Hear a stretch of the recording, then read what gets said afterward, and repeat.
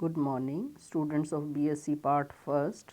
मैं डॉक्टर हर्ष मल्होत्रा आपको इलेक्ट्रोमैग्नेटिज्म की का पेपर भी स्टार्ट करा चुकी थी, जिसमें हम फर्स्ट यूनिट कंप्लीट कर चुके थे। आज हम सेकेंड यूनिट स्टार्ट करने जा रहे हैं। सेकेंड यूनिट का जो सिलेबस है पहले हम उसको डिस्कस कर लेते हैं, तब उसके बाद हम उसको पढ़ाना स्टार्ट करेंगे। सेकेंड यूनिट के अंदर बच्चों आपको पढ़ना है पोटेंशियल एनर्जी ऑफ सिस्टम, जिसमें डिस्क्रीट एन चार्जेस भी होने चाहिए और कंटिन्यूस चार्ज डिस्ट्रीब्यूशन के कारण भी पोटेंशियल एनर्जी यानी स्थितिज ऊर्जा आपको किसी भी निकाय की ज्ञात करनी है।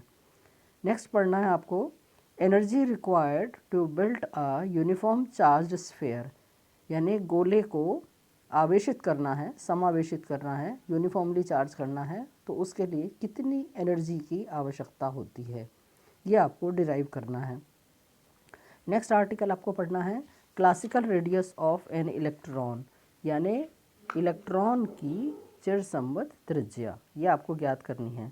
नेक्स्ट है electric field due to a short electric dipole, एक इलेक्ट्रिक डाइपोल यानी द्विध्रुव के कारण उत्पन्न होने से कितनी पोटेंशियल एनर्जी या इलेक्ट्रिक फील्ड विद्युत क्षेत्र उत्पन्न होता है, वह आपको ज्ञात करना है। उसके बाद आपको करना है interaction of electric dipole with external uniform and non uniform electric field, ये आपको ज्ञात करना है। Electric field due to uniform charge spherical shell, किसी भी इलेक्ट्रिकल शेल के कारण, हाँ, इलेक्ट्रिकल शेल के कारण आपको, इलेक्ट्रिकल शेल से मतलब आपका शायद समझ गए होंगे आप, क्योंकि छोटी क्लासेस में आप इसको पढ़कर आए हो। गोलीय कोश, इलेक्ट्रिक शेल को बोलते हैं गोलीय कोश।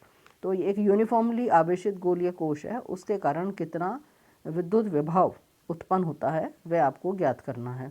उसके बाद है invariance of charge, Gaussian and SI units and their inter conversion. Next है electric field measured in moving frames, अभी तक आप फिक्स फ्रेम में निकाल रहे थे, अब आपको मूविंग फ्रेम्स में विद्युत क्षेत्र ज्ञात करना है।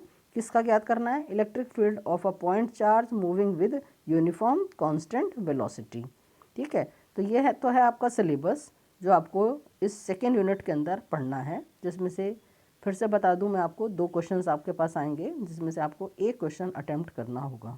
राइट, अब आ जाते हैं हम, आज इस चैप्टर को स्टार्ट कर रही हूँ मैं। Electric field of stationary and moving charge, स्थिर एवं गतिशील आवेशों का क्षेत्र। सबसे पहले आवेशों के निकाय की स्थितिज ऊर्जा, ये आर्टिकल हम स्टार्ट कर रहे हैं। बच्चों, इस आर्टिकल को स्टार्ट करने से पहले मैं आपका प्रीवियस जो आप पढ़कर आए हो क्लास 12th में, थोड़ा सा रिवीजन कर देती हूँ आपको, जिससे कि आपको ये चैप्टर पढ़ने में आसानी हो जाए। बहुत ही आसान चैप्टर है ये वो चैप्टर है जिसमें से मैक्सिमम चीज़ें आप क्लास 12th के अंदर पढ़ कर आए हैं। जैसे हम सबसे पहले बात करते हैं कूलम्स लॉ की, कूलाम का नियम, 2 आवेशों के बीच लगने वाला बल। सभी बच्चे जानते हैं, ये आप छोटी क्लासेस में पढ़कर आए हो कि यदि कोई 2 आवेश कुछ दूरी पर रखे गए हैं तो उनके बीच में एक बल आकर्षण या प्रतिकर्षण यानी अट्रैक्टिव या रिपल्सिव फोर्स एक्ट करता है, और ये बल आकर्षण का होगा या प्रतिकर्षण का होगा, ये उन आवेशों की प्रकृति पर निर्भर करता है कि वो जो चार्जेस हैं उनकी नेचर क्या है। यदि दोनों चार्ज पॉजिटिव हैं या दोनों चार्ज नेगेटिव हैं तो वो रिपल्सिव फोर्स होगा, और एक पॉजिटिव और एक नेगेटिव चार्ज है तो वो अट्रैक्टिव फोर्स होगा। साथ ही जो बल का जो परिमाण है, जो मैग्नीट्यूड है, वो किसके बराबर होगा? F is proportional to Q1 Q2, यानी F is proportional to the product of the charges and inversely proportional to the square of the distance between them, यानी उन दोनों आवेशों की बीच की दूरी के वर्ग के व्युत्क्रमानुपाती होता है। सो F बराबर होता है आपके पास Q1, F is proportional to Q1 Q2 upon R square, और यदि हम प्रोपोर्शनलिटी का साइन हटा देते हैं तो एक कांस्टेंट K आ जाता है, जिस K कांस्टेंट का मान होता है 1/4 पाई एप्सिलॉन 0। ये तो हो गई आपकी कूलाम्स लॉ की बात। अब आ जाते हैं हम अगली चीज़ पर आते हैं हम, जिसे बोलते हैं हम इलेक्ट्रिक फील्ड किसे कहते हैं या विद्युत क्षेत्र किसे कहते हैं। जैसा कि आप सभी जानते हैं कि यदि कहीं पर भी किसी भी स्थान पर कोई भी आवेश रखा हुआ है तो उसके चारों ओर उस आवेश का प्रभावी क्षेत्र बन जाता है। प्रभावी क्षेत्र से तात्पर्य है यदि कोई दूसरा आवेश उसके पास लेकर आए तो उनके बीच एक बल काम करने लग जाता है। तो वो जो लाने वाला जो आवेश है, हाँ, उसको हम टेस्ट चार्ज कहते हैं, क्योंकि वो ही टेस्ट करता है कि विद्युत क्षेत्र कितना है और कहाँ तक है और उसका मैग्नीट्यूड कितना है। ये वो टेस्ट चार्ज डिसाइड करता है, उसके ऊपर लगने वाले बल से हम डिसाइड करते हैं। अब यदि वो आने वाला जो टेस्ट चार्ज है उसकी वैल्यू हम कोई आवेश की वैल्यू ना लेकर 1 ले लेते हैं, यदि 1 कूलाम ले लेते हैं, तो वो जो बल है वही आपका विद्युत क्षेत्र कहलाता है। सो विद्युत क्षेत्र को यानी इलेक्ट्रिक फील्ड की इंटेंसिटी को हम कैपिटल ई के द्वारा डिनोट करते हैं, and this capital E is equal to 1/4 pi epsilon 0 Q/r², है ना, क्योंकि वहाँ F बराबर क्या था 1/4 पाई एप्सिलॉन 0 Q1 Q2/r²। तो हमने क्या किया, जो टेस्ट चार्ज हमने लिया उसका वैल्यू हमने 1 कर दिया है, तो वही फोर्स जो है वो इलेक्ट्रिक फील्ड इंटेंसिटी के रूप में आ जाता है। सो ई बराबर हो गया 1/4 पाई एप्सिलॉन 0 Q/r²। अब उस आवेश के प्रभाव को बताने के लिए कि वो जो आवेश वहाँ रखा हुआ है उसका प्रभाव क्या है, कितना प्रभाव है, वो हमने इलेक्ट्रिक फील्ड इंटेंसिटी के द्वारा ज्ञात कर लिया है, जो कि वेक्टर क्वांटिटी है। इसी प्रकार से उसका प्रभाव देखने के लिए एक स्केलर क्वांटिटी है जिसके द्वारा भी हम ज्ञात कर सकते हैं, और उसे बोलते हैं, उस स्केलर क्वांटिटी को बोलते हैं इलेक्ट्रिक पोटेंशियल या विद्युत विभव। तो किसी भी आवेश के प्रभाव को देखने के लिए दो भौतिक राशियों के द्वारा हम ज्ञात कर सकते हैं। पहला है आपका इलेक्ट्रिक फील्ड इंटेंसिटी जो कि वेक्टर क्वांटिटी है, और दूसरी है आपकी विद्युत विभव जिसे कहते हैं हम, जो स्केलर क्वांटिटी है। अब आता है कि विद्युत विभव क्या होता है। विद्युत विभव ज्ञात करने के लिए आपको इलेक्ट्रिक पोटेंशियल एनर्जी की बात करनी पड़ेगी। पहले इलेक्ट्रिक पोटेंशियल एनर्जी की बात करें यदि हम, तो हम कहते हैं, ये डेफिनेशन भी आप बहुत छोटी क्लासेस के अंदर पढ़कर आए हैं, बहुत ज़्यादा हमको डिटेल में बताने की ज़रूरत नहीं है, ये जस्ट रिवीजन पार्ट है आपका, कि यदि कहीं पर कोई क्षेत्र में कोई दूसरा चार्ज जिसकी स्थिति किसी स्थिति तक लाया जाए तो क्षेत्र के विरुद्ध कार्य करना पड़ता है, क्योंकि आवेश है ना, दो आवेशों के बीच में यदि बल लग रहा है और उस बल के विरुद्ध हम यदि कोई काम करते हैं तो कुछ ना कुछ वर्क तो करना ही पड़ेगा ना। तो work done in bringing a charge Q from infinite to a point against the field is equal to the electric potential energy.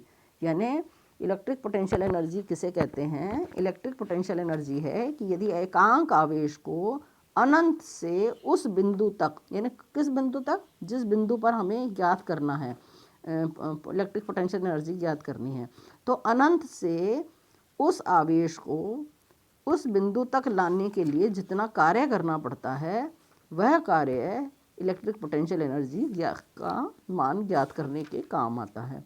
और इलेक्ट्रिक पोटेंशियल एनर्जी यानी वो वर्क के बराबर होगी, एंड वर्क बराबर हो गया, W बराबर होता है Q into V, so that is equal to K capital Q/R। Capital Q क्या है? कैपिटल Q वो आवेश है जहाँ जो रखा हुआ था आपका, और स्मॉल q क्या है? वो आवेश है जो अनंत से वहाँ तक लाया गया। तो ये कहलाती है हमारी इलेक्ट्रिक पोटेंशियल एनर्जी। अब यदि उस आवेश को, जो लाने वाला आवेश है, जिस आवेश को हम लेकर आए थे चेक करने के लिए, उस आवेश का मान यदि एकांक कर दें, यूनिट पॉजिटिव चार्ज कर दिया हमने, तो वही इलेक्ट्रिक पोटेंशियल एनर्जी हमारी इलेक्ट्रिक पोटेंशियल बन जाती है। सो इलेक्ट्रिक पोटेंशियल की डेफिनेशन बराबर क्या हो गई? The work done in bringing a unit positive charge from infinity to a point against the field is equal to the electric potential at that point, and V is equal to हो गया KQ/R। सो ये हो गया आपका electric potential energy और electric potential की बात हो गई। यानी ये हो गया आपका रिवीजन पार्ट। यहाँ तक हम रिवीजन की बात कर रहे थे कि कहीं पर भी किसी भी क्षेत्र में यदि हमारे पास कोई आवेश रखा हुआ है तो उसका प्रभाव किस प्रकार से चेक किया जाता है। अब आ जाता है the unit of potential energy is in joule in MKS system and अर्ग इन CGS सिस्टम। और यदि हम इलेक्ट्रिक की बात करें, इलेक्ट्रिकल की बात करें या एटॉमिक पार्टिकल्स के बारे में बात करें तो यह एनर्जी इलेक्ट्रॉन वोल्ट में नापी जाती है। So 1 electron volt is equal to 1.6 into 10⁻⁻19 joule. ये हो गया आपका कन्वर्जन जो कई बार एग्जाम में पूछा जा चुका है कि 1 इलेक्ट्रॉन वोल्ट किसके बराबर होता है। तो ये तो हो गया आपका ये पार्ट। अब आ जाते हैं हम यहाँ से, हम चैप्टर को स्टार्ट कर रहे हैं। पहला आर्टिकल है आपका potential energy of system of n discrete charges. अब हम डिस्क्रीट चार्जेस की बात कर रहे हैं। डिस्क्रीट का अर्थ होता है विभक्त, यानी अलग अलग। तो हमने क्या कर दिया, विविक्त आवेशों के निकाय मान लिया हमने। विविक्त आवेशों यानी डिस्क्रीट चार्जेस का जो सिस्टम हमने माना है, माना उसके अंदर n चार्जेस हैं और उनकी वैल्यू क्या है, से Q1, Q2, Q3 up to Qn, है ना। तो यदि किसी निकाय के अंदर Q1, Q2, Q3 up to Qn n discrete charges हैं, तो उस सिस्टम की, उस निकाय की पोटेंशियल एनर्जी ज्ञात करने के लिए हम क्या करते हैं, हम लॉ ऑफ सुपरपोजिशन का इस्तेमाल करते हैं। According to the superposition principle, यानी अध्यारोपण के सिद्धांत के अनुसार, the total potential energy of the system will be the sum of the potential energy due to each pair of the point charges. अर्थात हम क्या करेंगे, पोटेंशियल एनर्जी याद करने के लिए क्या करेंगे, हम पेयर्स बना लेंगे। पेयर का अर्थ है कि दो आवेशों का एक युग्म बन गया है, जैसे Q1 Q2 का युग्म बन गया है, ऐसे Q2 Q3 का बन गया है, Q3 Q4 का बन गया है। इस तरह से हम पेयर बना लेते हैं और इन पेयर्स के कारण उत्पन्न होने वाली पोटेंशियल एनर्जी को ज्ञात कर लेते हैं, इलेक्ट्रिक पोटेंशियल एनर्जी को ज्ञात कर लेते हैं। और उनको, अब इलेक्ट्रिकल पोटेंशियल एनर्जी क्या होती है, एक स्केलर क्वांटिटी है, तो हम क्या करेंगे, इन सब को हम ऐड कर देंगे।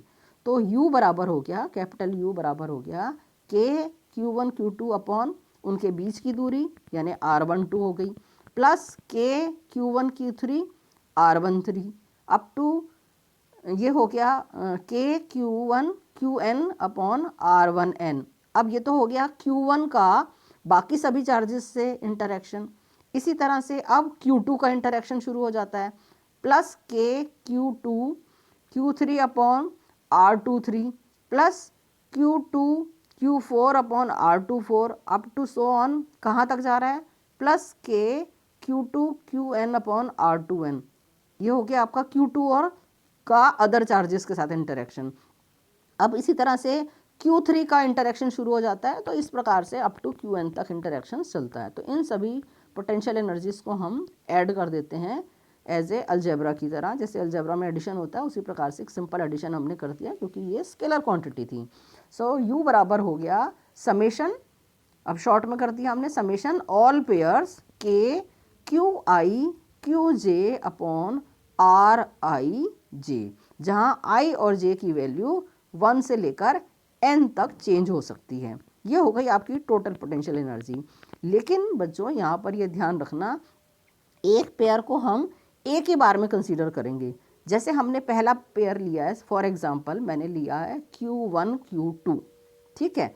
अब Q2 और Q1 भी हमने लेना है। जब Q2 का इंटरेक्शन लेंगे तो Q1 के साथ भी Q2 का इंटरेक्शन हो रहा है, लेकिन एक पेयर एक ही बार में लिया जाता है, ठीक है, रिपीट नहीं होना चाहिए। तो इसीलिए हमने अगले स्टेप में हम ले रहे हैं, नेक्स्ट स्टेप में हमने नेक्स्ट स्टेप जो है, एक बार मैं और आपको क्लियर कर देती हूँ। जो नेक्स्ट स्टेप है वो है आपका ये रहा, जिसमें हमने हाफ से मल्टीप्लाई किया है और हमने क्या करा है, I J is equal to 1, I is equal to 1 to n, J is equal to 1 to n, but I is not equal to J, I J के बराबर नहीं होना चाहिए, यानी एक पेयर हम एक ही बार में लेंगे। सो आवेशों के युग्म की गणना करने में आई वे और जे वे युग्मों आवेशों का युग्म या जे व आई आवेशों का युग्म एक समान होता है। समझ में आ गई ना बच्चों बात, कि 1 और 2 या 2 या 1, लेकिन एक युग्म की गणना एक ही बार होनी चाहिए। जबकि इस तरह से यदि हम एडिशन कर रहे हैं तो वो गणना, वो कैलकुलेशन के अंदर 2 बार आ जाएगा। इसीलिए हम क्या करते हैं, 2 बार ना लेकर उसको एक बार लेना है, इसीलिए हमने हाफ से मल्टीप्लाई कर दिया है। तो इसको सॉल्व करने के लिए, इस प्रॉब्लम को सॉल्व करने के लिए हाफ से कैलकुलेशन की जाती है। सो U बराबर हो गया 1/2 sigma I and J varies from 1 to n, but I is not equal to J, I J के बराबर नहीं है। तो ये हो गया आपका, ये रिज़ल्ट आ गया आपके पास। वो हो गया कि किस प्रकार से हम डिस्क्रीट चार्जेस के कारण पोटेंशियल एनर्जी का मान ज्ञात करते हैं। सो नेक्स्ट वीडियो के अंदर हम पढ़ेंगे the potential energy due to a continuous charge distribution, यानी सतत आवेशों के वितरण के कारण विद्युत ऊर्जा। तो अभी आज का जो लेक्चर है वो यहीं तक ही है। आप इसको पहले अच्छे से तैयार कर लीजिए। नेक्स्ट लेक्चर में फिर हम मिलेंगे। Thank you so much.